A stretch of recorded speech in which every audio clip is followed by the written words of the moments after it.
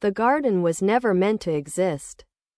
Amelia Rios built it out of shame disguised as beauty, an acre of perfect symmetry behind the house she'd shared with David Lang, her husband, her liar, her muse. From a distance it looked peaceful. Manicured hedges, pale roses. A fountain that never ran dry. But underneath the soil was a truth she'd planted herself. One broken promise at a time. Every petal, every blade of grass grew from something she'd buried, his words, his lies. His voice recorded on tapes she never erased. David had always promised permanence. That's what he sold to everyone. Clients, lovers, God. He was a motivational speaker, a man who turned regret into marketable grace. You can forgive anything, he'd say, if you learn to rebrand it first. Amelia had believed him once. Believed him enough to stay through the affairs, the apologies, the endless sermons about redemption. Until the day she found out he'd used her diaries in his lectures, word for word. Her pain repackaged as moral instruction. He didn't even change her metaphors. That was the day she stopped listening. She took every recording of his voice, every promise he'd ever made, and transcribed them into ink. She wrote them by hand, hundreds of lines. I'll never lie again. You're my truth. I'm nothing without you. Then she tore the pages and buried them beneath the garden beds, one for every betrayal, marked with a seed. At first, it was ritual. Then it became routine. By the time spring came, the garden bloomed like confession, lush, intoxicating, red as the mouth of a wound. David didn't notice the change. He only cared that guests loved it. It's perfect, he said once, sipping his coffee by the fountain. It looks like forgiveness. It's not, she answered. He smiled, thinking she was joking. He always mistook honesty for performance. By summer, the garden had begun to hum. Late at night, when she walked among the roses, she could hear faint whispers, his voice repeating the same lines he'd buried himself in. Sometimes they came through the soil, other times from the fountain, echoing like sermons underwater. Amelia, he'd murmur. You said you forgave me. She'd smile. I lied. The night he disappeared, the moon was full and the garden smelled of iron. He'd gone out to prune the roses, his new habit since fame had started to fade.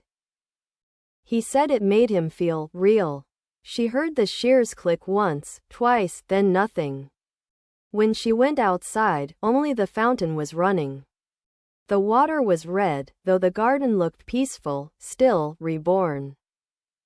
When the police asked, she said she didn't know. She said he'd been restless, maybe left town. They nodded, checked the house, wrote their reports. They didn't dig.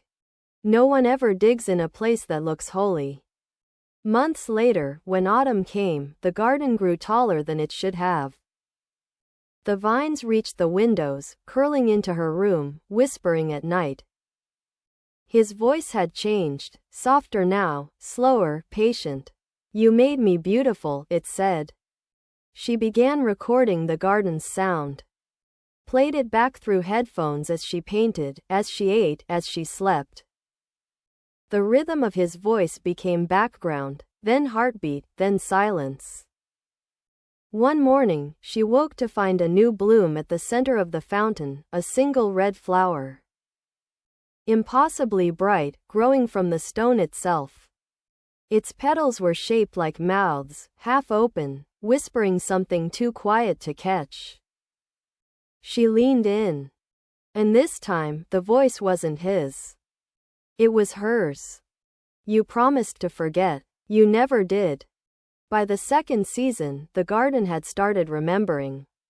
It grew in ways that defied gardening, roses blooming out of season, ivy crawling toward sunlight it couldn't possibly sense, soil that felt warm even at midnight. Amelia no longer watered it. She didn't need to. Whatever lived beneath those roots was thriving on something older than rain. Neighbors began asking about it. It's beautiful, they said, almost too much. And it was, lush and symmetrical, so perfectly alive that it felt staged. The scent of the flowers carried through the air in strange pulses, sweet one moment, metallic the next. When the wind was right, she could hear the faintest echo of his voice buried in the rustle. You promised not to leave. She'd taken to spending her evenings outside, glass of wine in hand, sitting by the fountain that had run red the night he vanished. The water was clear again, though sometimes when it rippled, she swore she saw his reflection, smiling that same public smile, the one he used for cameras and repentance. One afternoon, while pruning, she struck something solid beneath the soil. Metal, dull and thin. She dug it out, a cassette tape, rusted around the edges. Label peeled away. She didn't remember burying this one. She took it inside, washed the dirt away, and slipped it into the old recorder she'd kept out of habit. Static. Then a voice. Amelia, if you're listening to this. Her breath caught. It was him, younger, gentler. Then you've already started turning me into art. The recording continued, his tone soft, almost tender. You think burying my promises makes them yours. But they grow because I meant them. You're still living inside my faith. The sound warped into a hum, the same low frequency she'd heard in the garden at night. She stopped the tape, heart pounding, but the sound didn't stop. It was coming from outside, from beneath the soil. That night the garden bloomed again. Hundreds of flowers all at once, petals opening with wet, tearing sounds. The scent was intoxicating, dizzying.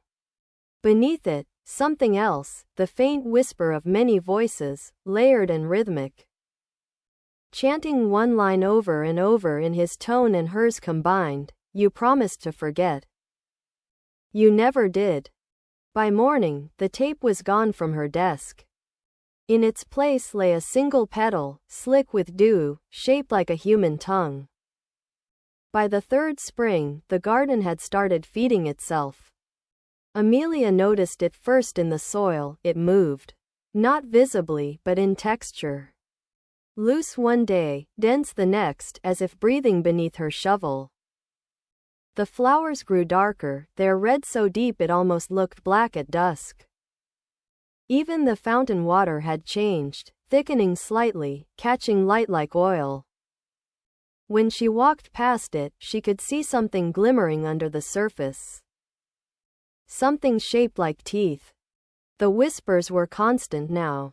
They followed her even inside the house, through the walls, curling behind her voice when she spoke.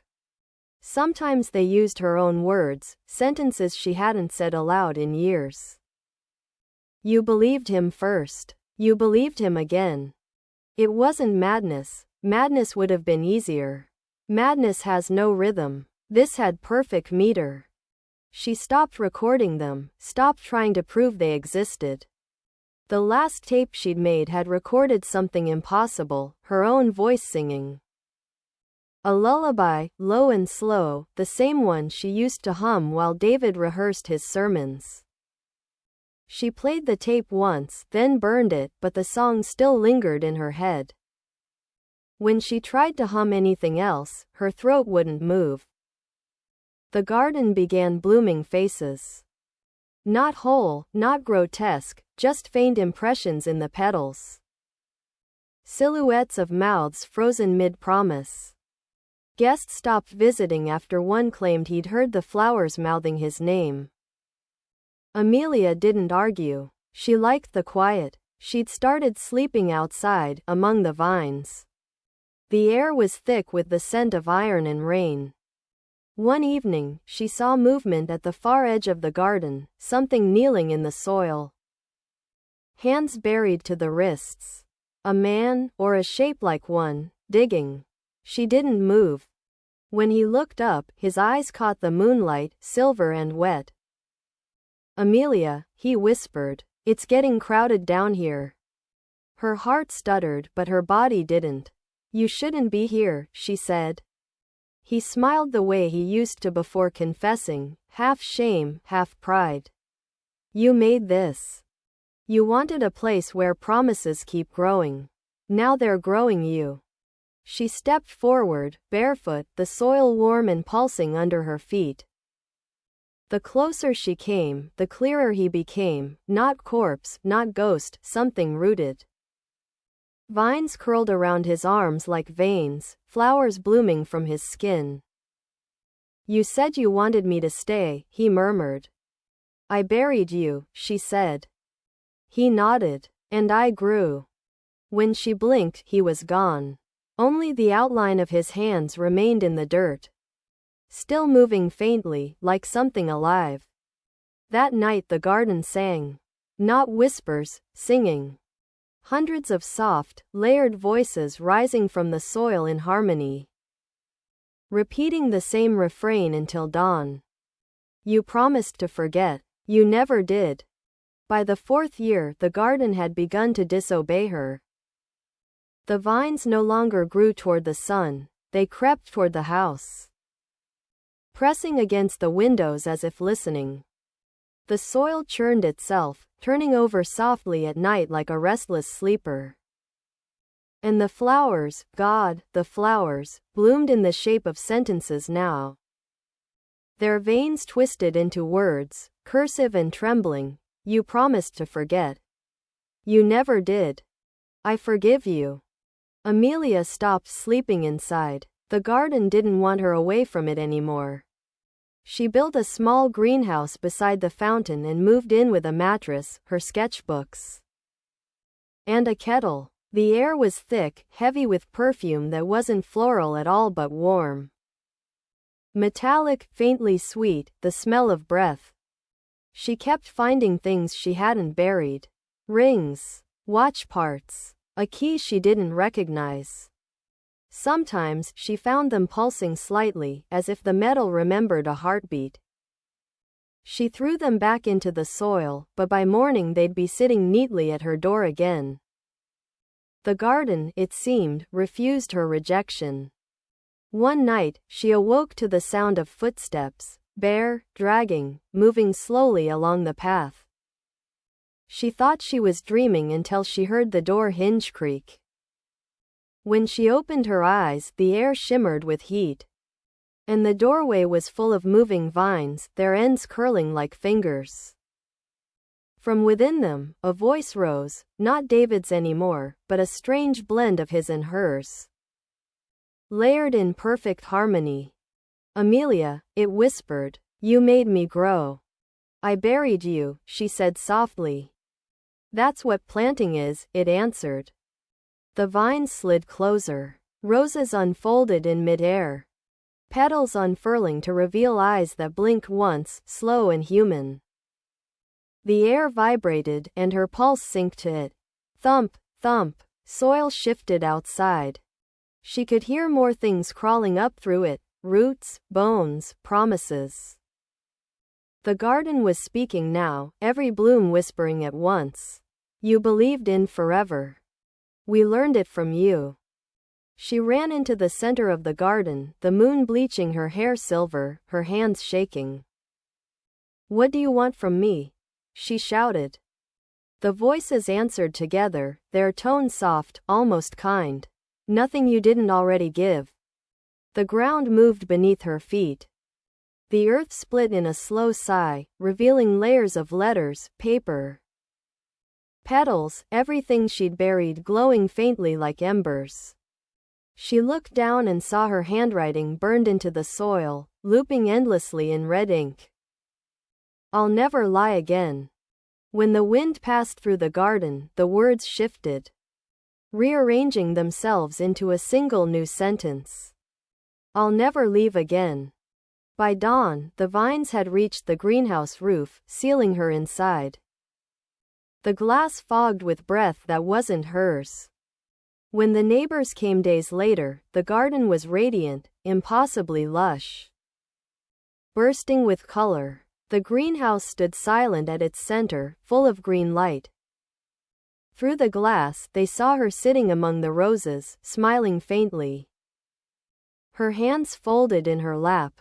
The plants had grown through her hair, across her arms, into her chest. She looked peaceful, almost holy. The fountain whispered softly, its water clear again. If anyone listened closely, they would have heard her voice, steady, calm, part of the rustling leaves. He promised to stay. I made sure we both did.